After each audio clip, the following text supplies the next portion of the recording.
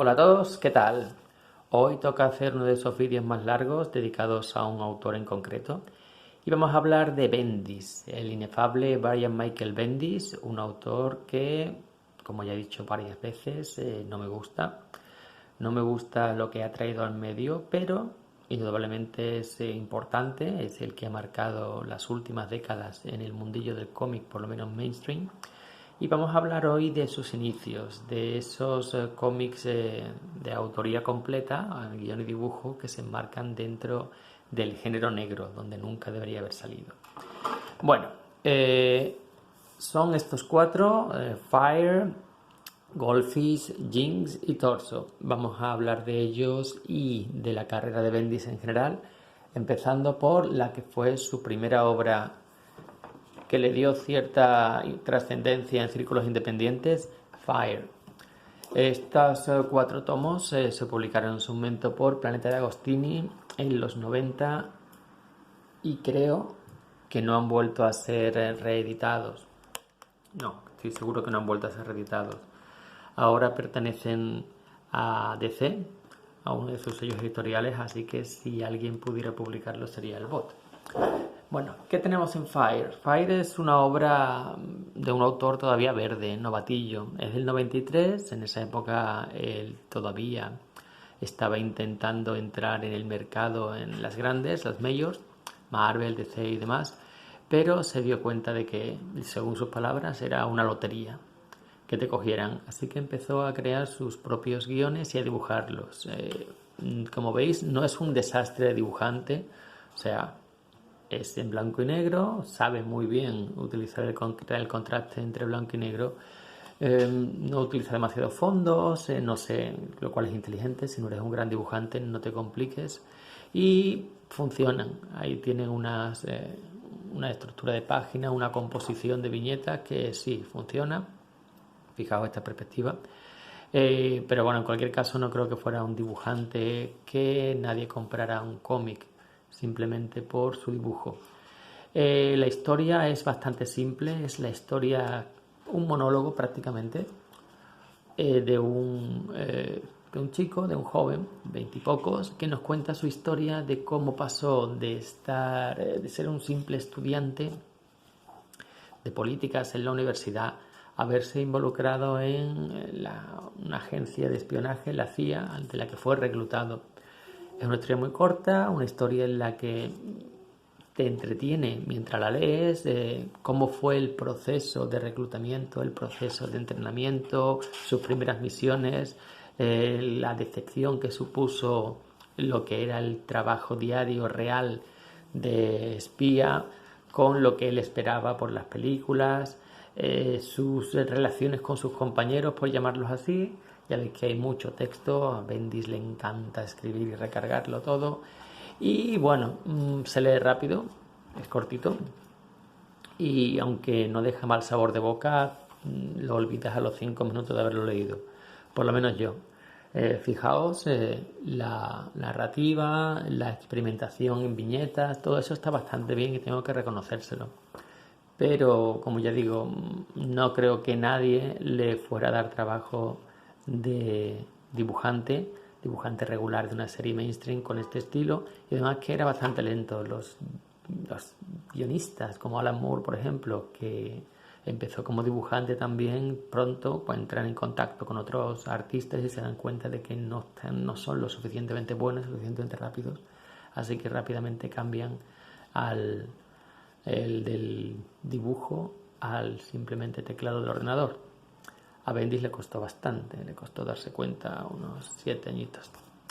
La segunda obra es para mí la mejor de estas cuatro, Goldfish. Goldfish fue además mi primer acercamiento a Bendis. Lo recuerdo que lo leí, lo cogí de la biblioteca y me impactó porque, claro, la gente tiende a pensar que porque algo en su momento haya impactado es automáticamente bueno, y que va a aguantar el paso del tiempo, y no siempre es así. El otro día leí a alguien diciendo que eso de que las obras envejecen es una tontería, las obras se mantienen. A ver, las obras se envejecen, claro que sí. Una cosa que salió en un momento concreto, en una atmósfera, en un zeitgeist, o como se llame esa palabra, pues puede que rompa con lo que haya, puede que sorprenda, puede que por motivos narrativos o temáticos llame la atención, pero una vez que el impacto de esa obra ha sido absorbido por el medio, ha sido canibalizado o su influencia se ha extendido a otras obras, lo que queda es el puro argumento, los personajes, los diálogos, y años después leída, pues quizás no sea para tanto.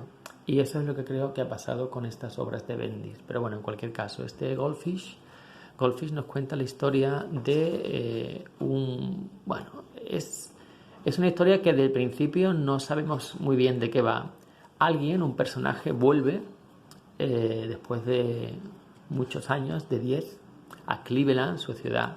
Es alguien que, por lo que vemos con las conversaciones de los personajes con los que se reencuentra, con los que tiene contacto, era un estafador de poca monta, era un jugador de ventaja, de cartas, y por algo que ocurrió se fue, abandonó todo y ahora vuelve, nadie sabe por qué, vuelve por algo. No voy a decir por qué, porque haría spoilers, pero bueno, su vuelta pues acarrea que unos eventos se pongan en marcha y que al final acabe todo en un final de puro género negro. La historia está bien, pero lo que he dicho antes, leí esto en su momento, hace, no sé, 20 años, y me quedo flipado, porque era muy diferente a lo que había entonces. Estábamos saliendo de los 90 y esto era género negro, eran conversaciones que parecían inteligentes, conversaciones no inteligentes en el sentido de los conceptos que tratan, sino unas contestaciones, unas respuestas, unas contrarrespuestas, Pero leído hoy día, pues la verdad es que no sorprende tanto y algunas partes se nota que le pesan los años. Bendis sigue experimentando con la viñeta, se trabaja mucho las páginas, ya veis. Y los personajes pues son los típicos del género, policías corruptos, matones, ampones, perdedores en general. Y el personaje más interesante es el de la protagonista, que la vemos muy poco, la antigua pareja del personaje, que al final tiene un papel importante. En conjunto es la que mejor ha aguantado de todas las que he releído y creo que hoy día se puede disfrutar. Pero yo digo que ya no tiene el impacto que tenía cuando salió, porque el medio ya está ha superado esto, ya no es la sorpresa inicial, ya esto lo hemos visto muchas veces y mejor hecho en cualquier obra de Brubaker, por ejemplo. La siguiente se llama Jinx, y Jinx hace de precuela de la anterior Goldfish. Parece ser que Bendis no estaba dispuesto a no había contado todo lo que quería contar sobre el protagonista de la anterior, Goldfish, y aquí nos cuentan una obra que hace de precuela. Aprovecho para decir, estos cómics salían muy baratos en su momento. Fijaos, este era 18 euros con todas estas páginas, pero la edición dejaba bastante que desear. Mirad esto, ¿veis? Bueno, pues no es que este tomo esté mal, es que todos los tomos de esta edición con este grosor se despegaban con el tiempo. Aquí vemos una historia que ocurre años antes de Goldfish y que ya aquí empieza el estilo Bendis en su máxima esplendor. Seguimos viendo el juego con la distribución de viñetas, seguimos viendo a esos personajes perdedores, esos de los bajos fondos, de ciudades de segunda, pero los diálogos ya son cada vez más Bendis, cada vez más... ¿Cómo? Sí, seguro. Esas conversaciones eso es lo que se llama narrativa descomprimida, lo que se ha llamado es tratar el cómic como si fueran series de televisión, alargar los diálogos, hacer viñetas fijas en las que durante una página solo se ven la imagen repetida, solo cambiada por el diálogo. Este es un buen ejemplo. Pero es que eso funciona en televisión y funciona muy bien, porque en televisión un diálogo como este puede durar a lo mejor 8 segundos. Pero en el cómic, si tú utilizas ese lenguaje, si tú quieres imitar a Aaron Sorkin, que es, dicho por el mismo Bendis, uno de sus referentes, primero tienes que ser tan bueno como Aaron Sorkin, que no hay nadie. Y segundo, tienes que tener un medio que permita eso, una de esas parrafadas súper inteligentes y fascinantes que te suelta Sorkin en pantalla duran 20 segundos máximo, de un capítulo de 30 o 45 minutos.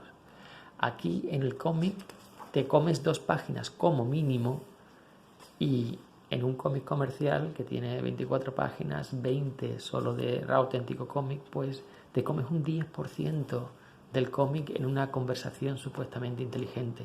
Eso lo que hace es ralentizar la trama, ralentizar la historia, y hace que al final en la grapa no pase nada. Y eso es uno de los motivos por qué la grapa, porque la narrativa descomprimida ha matado a la grapa. Porque te encontras una grapa, 2, 3, y es que no avanzaba la historia, necesitabas tenerte el arco completo, la temporada, para poder leer una historia con cierto peso. Y eso poco a poco ha movido el dinero de los compradores de las grapas a los tomos, porque ahí es donde está realmente la historia. Antes, no hace mucho, una grapa, aunque fuera parte de una historia más grande, contaba cosas. Tú la cerrabas y te sentías satisfecho. Pero eso hoy día, y por culpa de gente como Bendis, eso ya no pasa. Pero bueno, en esta historia vemos como el joven Goldfish, junto a un compañero de fechorías, que hacen los típicos chanchullos, los timos callejeros, conoce a una chica, una misteriosa chica, y automáticamente se enamora. No sabe nada de ella, no sabe, pero de alguna manera consigue una cita, consigue conocerla, pero quiere obviamente presentar su mejor cara, no quiere decir a qué se dedica, no quiere decir... Así que no se presenta como el ampón que es, y tampoco se presenta como la cazarrecompensa que es. Así que ya veis que es un giro de acontecimiento que, la verdad, daba para mucho. Por desgracia, aquí... ya digo, está el estilo Bendis 100%, y empieza a haber diálogos ya no solo de los personajes, que son diálogos eternos que no llegan a ningún lado, sino incluso de esto, eso lo tengo que aquí. Supongo que para dar atmósfera o para... Hay partes del cómic que transcurren en un centro comercial, en una tienda, en la calle, en la que personajes que nada tienen que ver con la trama, simplemente son periféricos a la acción que está teniendo lugar, pues tienen conversaciones que yo entiendo que para Bendis son conversaciones que tú puedes encontrar en la calle, en cualquier momento. Fijaos. Esto es lo que me refiero con ralentizar la trama. Esta pareja no tiene nada que ver con la historia ni aporta nada. La conversación es una conversación como la que tú estás tomando café y escuchas al lado en la mesa. No tienes contexto, no conoces a las personas y escuchas, y lo que Bendis ha querido aquí es representar eso, esa atmósfera de lo que está ocurriendo alrededor de los personajes, pero esto es un coñazo. No aporta nada, come muchísimas páginas del cómic y al final dice, ¿este qué me está contando? Es un parón en la narrativa. Y eso lo ha hecho Bendis desde entonces muchísimas veces y es parte de su estilo. Si te gusta, perfecto, pero si no, es que hace sus obras ilegibles. Pero bueno, la trama termina. Es para mí peor que lo anterior, primero por esos tics que ya empiezan a verse del guionista en el que se convertirá con el tiempo, y segundo porque la trama en sí es menos interesante per se. No hay mucho estudio del pasado de los personajes, otra vez esta historia que se supone que tiene que hacerte empatizar con ellos, pero está lenta y está tan fuera de la trama que lo que te hace es romperte la tensión narrativa. Y bueno, en conjunto un cómic que se lee, pero este sí te arrepientes, al menos yo, de haberlo leído, que no te aporta mucho para complementar el anterior, porque el personaje Goldfish aquí no tiene nada que ver con este. Y bueno, el primer tropezón de Bendis conmigo, digamos. Y este es quizá el que tenga más fama, más repercusión, este Torso. Torso, el descuartizador de Cleveland. Le dieron premios, un Eisner creo y tal. Y es una historia escrita con Margan Draco, aquí lo tenéis. Y de nuevo es una historia de género negro, pero esta vez nos sacamos de fuera del universo este que hemos visto hasta ahora, porque todas las historias que hemos visto, las tres, ocurren dentro de un mismo mundo y los personajes incluso se entrecruzan. Esta no, esta es una historia del pasado, una historia que ocurre en América a principios de siglo, poco después de la caída de la ley seca, con personajes reales. Personajes como Elliot Ness, que más allá de la película fue un policía real, puta moto, un policía real que consiguió meter al Capone en la cárcel, pero ahí no acabó la historia, sino que después fue contratado por el ayuntamiento de otra ciudad para que fuera su jefe de policía para luchar contra la corrupción y el crimen en una época en la que, bueno, la crisis del 29 había dejado a millones de ciudadanos en el paro y a cientos de miles moviéndose de ciudad en ciudad intentando encontrar otra oportunidad. En este momento empezó a aparecer una serie de crímenes, una serie de, bueno, ya lo veis, al más puro estilo Jack el Destripador. Todo eso está basado en hechos reales. Y la policía estaba totalmente perdida, no sabía por qué ocurría eso, no estaban preparados para enfrentarse a los psicópatas, los asesinos en serie, no existía el concepto de asesino en serie se inventó muchas décadas después. Y aquí vemos a Ness y a un conjunto de secundarios que intentan encontrar un sentido a lo que está ocurriendo y al asesino que está acechando entre los barrios más pobres y los desfavorecidos. Esto ya es puro Bendis, esto ya son los diálogos supuestamente inteligentes en los que uno habla, el otro contesta, pim pam, pim pam, pim pam. Pero incluso en el dibujo, incluso en la narrativa, ya ese barroquismo, digamos, esa querer hacer la filigrana también lo traslada al dibujo. Y por momentos se vuelve la trama, seguir la trama se vuelve confuso. La historia está bien, la historia, porque normalmente él tiene ideas interesantes, pero cómo las lleva a cabo ese estilo de narrativa descomprimida, pues es lo que jode muchas veces el conjunto. Elliot Ness hace un buen estudio del personaje. Todo esto está basado en documentación que luego al final nos presentan, documentos de archivos policiales, de bibliotecas, de periódicos de la época, en la casa del asesino, que fue, bueno, la sociedad estaba aterrorizada porque cada vez ocurría con más frecuencia, no había pistas. Y bueno, vemos la evolución de los secundarios, vemos Elliot Ness, que más allá de la figura legendaria era un hombre con los pies en la tierra y con una vida familiar y personal bastante convulsa.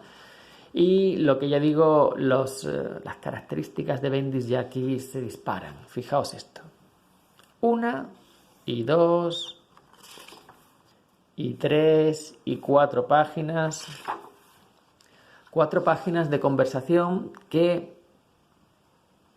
si esto es un tomo completo, pues vale, se puede aguantar. Pero esto se lo hace en un comic book, como lo ha hecho a veces. Se come el 20% de la grapa. Y las conversaciones que se tratan, se supone, de dar profundidad y de hacer avanzar la trama, muchas veces no lo hace. Su estilo, al que le guste, le gusta, pero al resto, pues nos saca totalmente de la historia. A ver si está aquí, sí. Más conversaciones de estas. y a ver si encontramos alguna de esas filigranas narrativas que lo que hacen es sacarte un poco de la historia, porque no, gráficamente no es un gran autor, no es un gran artista y resulta confuso. Pero bueno, la historia está bien, lo que pasa que a veces por la parte gráfica te pierdes un poco, no sabes, si un cómic no sabes qué bocadillo va primero y cuál leer, se produce una ruptura del proceso de comunicación entre el autor y el lector. Y el lector puede perder interés o sentirse frustrado, porque si tienes que leer una página 2 veces para saber quién ha hablado, quién ha contestado, cómo sea, pues eso afecta al final a la sensación y el resultado final. Pero bueno, como digo, yo creo que quizás sea la trama más trabajada, la trama más interesante, los mejores personajes secundarios, y simplemente la forma en la que está contada la cosa pues es lo que fastidia al final. Y nada más, estos podemos considerar el pre-Bendis, el Bendis primigenio, donde su estilo quedó fijado. Después de esto vendrían rápidamente, después de Torso, fue contratado por Todd McFarlane, el creador de Spawn, para que hiciera la serie de Sammy Twitch, una serie de género negro que recuerdo, me gustó bastante, hace muchos años que no la leo, pero las características, las obsesiones de Bendis con el crimen, el noir, ahí encajaban muy bien. Porque Bendis encaja bien en un tipo de historias, las de género negro. El problema es que después de eso empezó a trabajar con Marvel, Ultimate Spider-Man, Daredevil, Alias, Vengadores, House of M, Casa de M, Invasión Secreta, Guardianes de la Galaxia, X-Men, Iron Man. Prácticamente ha tocado a todos los personajes principales de Marvel. Y por un lado, su escuela de narrativa descomprimida, a una publicación mensual en grapa la mata. Y por otro, eso ya es parte de cómo él entiende el cómic de superhéroes, su desconocimiento, no, porque él conoce, no, su pasotismo total de la continuidad y cómo son los personajes realmente, cómo se han formado a lo largo de décadas por otros autores. Bendis es incapaz de respetar la continuidad o el cómo los personajes han sido creados o evolucionados a lo largo del tiempo. Él tiene que dar su versión, él viene a contar su historia, punto. Si eso no tiene nada que ver con cómo el personaje ha sido, a él le da igual. Entonces, es bueno haciendo historias que están fuera de continuidad, como Ultimate Spider-Man, que es muy bueno hasta cierto punto, porque otra cosa es que sus finales de etapas son terribles. Casa de M, House of M, también es muy bueno, Dinastía de M, porque es una historia, un what if, básicamente, en el que puede hacer todos los cambios que le vengan en ganas sin que eso afecte al personaje. Pero luego, cuando coge Vengadores, sus Vengadores son un blockbuster palomitero y enganchó muchísima gente, pero es que los Vengadores venían de una etapa tan mala, una etapa tan... Y además le dieron manos libres para contar lo que quisiera. Le dieron a un dibujante top en aquel momento, pues sí, en aquel momento Finch era top, y le dieron a los personajes que él quisiera. O sea, él pudo meter a Daredevil, pudo meter a Lobezno, pudo meter a Spider-Man, a cualquier personaje. Joder, con todas esas cartas, hasta yo te hago una buena etapa de personajes. Personajes que nunca habían sido parte de los Vengadores fueron incluidos, y eso para el fandom fue como wow, Spider-Man en los Vengadores. Luego no hizo nada, al igual que Lobezno. ¿Qué aportación hacían esos personajes a las historias? Posar en portada, nada más. Pero bueno, eso ayudaba a vender. Y luego ya, cuando nos vamos a Guardianes de la Galaxia, ¿qué tienen que ver los Guardianes de la Galaxia de Bendis? No ya con la serie clásica, que, bueno, lo de Yondu, Martínez, todo eso que está muy olvidado, pero los Guardianes de la Galaxia que volvieron después de muchísimos años con la aniquilación de Abner y Allen, ¿tenían algo que ver? ¿Y sus X-Men? ¿Alguien pudo disfrutar de sus X-Men después del hype inicial de nuevo, como en Vengadores, le dieron la oportunidad de jugar con los juguetes que quisiera, le dieron el Toys R Us para hacer lo que quisiera, pues él pudo traer a la Patrulla X original del pasado al presente, con todas las opciones, las oportunidades que daba eso. ¿Y qué hizo? ¿Un bluff? No hizo nada. Bueno, crear un problema de continuidad gigantesco y una serie de cómics totalmente olvidables. Y de nuevo tenía a dos dibujantes fan favorite, no digo que sean buenos porque a mí no me gustan especialmente, Bachalo era uno, el otro no recuerdo, sí, el otro sí era bueno, el otro es el que hizo Empress, pero no hizo nada, fue un bluff total. ¿Qué hizo en Iron Man? Cambiar al personaje de arriba abajo, cambiar sus orígenes, lo de sus padres y crear una versión políticamente correcta. En fin, Bendis para el cómic de superhéroes, respetando al que le guste, porque si tú has empezado a leer cómics con él, pues es normal que estés acostumbrado a sus historias, pero cualquiera que tenga cierto bagaje, cualquiera que tenga cierto conocimiento de cómo son los personajes, cómo han evolucionado a lo largo de décadas, su pasado, sus historias, sus relaciones entre ellos, es que no se sostiene.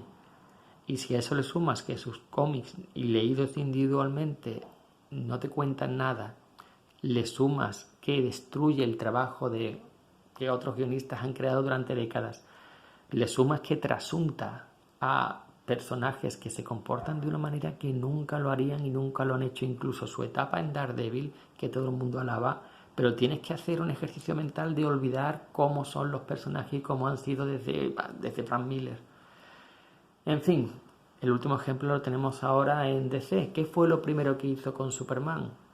Arrasar totalmente con el Superman que habíamos tenido en Rebirth, en Renacimiento, con la estructura familiar, la dinámica familiar, con John como niño, y bueno, no voy a seguir porque habrá gente que no lo haya leído, pero vamos, le llaman el destructor por algo, y ahora que ha llegado a DC, los DCitas no van a saber lo que es una crisis en condiciones hasta que ha llegado el calvo. Y nada más, hoy largo el vídeo, espero que no os aburra, y si no, bueno, no pasa nada, hay muchos más. Un saludo y hasta la próxima.